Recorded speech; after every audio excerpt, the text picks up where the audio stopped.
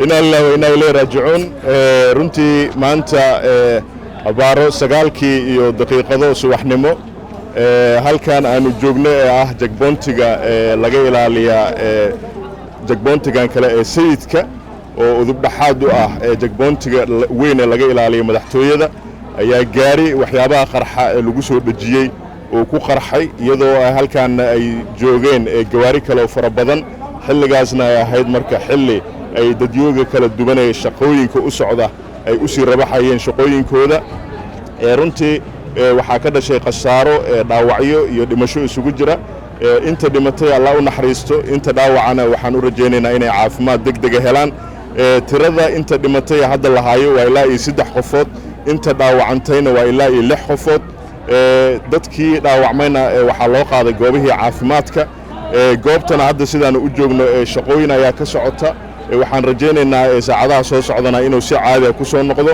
runtii kooxaha argagixisada mar walbaba waxa ay isku dayaan inay khalkhal geliyaan shacabka inay beegsadaan shacabka waxay hadda meeshan ku beegsanayeen waxay ahaayeen dad shacab ah runtii waxaanu leenahay shacabka Soomaaliyeedna waa u jeedaan kooxahan argagixisada inaysan u aabadayeenin ruux shacaba iyo qof kale intaba marka waxaan rajaynaynaa in shacabka ay la shaqeeyaan laamaha ammaanka si looga hortago kooxahan argagixisada baneystay caadeystay inay shacabka dhibaateysan iyaguna dhibaato ugu sii daraan maalin walba hooyo Soomaaliyeed ka oysiiyaan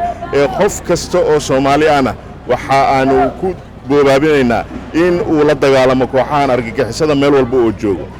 هذا ما زلت هذا gaariga waxa sheegtay in wax lagu soo dhajiyay yaa lahaa gaariga runtii gaariga ilaa hadda qofka lahaa lama cadeenin baaritaan ayaa socda sababaha laamaha ammaanka ay u xaqiijiyeen in wax lagu soo dhajiyana waxay tahay runtii waa u jeedaan goobta wax ka dhacay dhulkii waxba muusan gaarin gawaarida waxyaabaha qarxa lagu soo xirxira waxa caado ah in markii uu qarxo dhulkii wax gaaro saameyntiisuna intaan uu ka sii balaarto marka saameyntu uu reebay iyo gaariga hadda waad u jeedin waxa ka haray iyo sida ay wax u dhaceen laamaha amaankana waxay xaqiijiyeen in waxyaabaha qarxa aysan ahayn gaari waxyaabaha qarxa lagu soo raray balse uu ahaa gaari waxyaabaha qarxa lagu soo dhajiyay aad oo maasii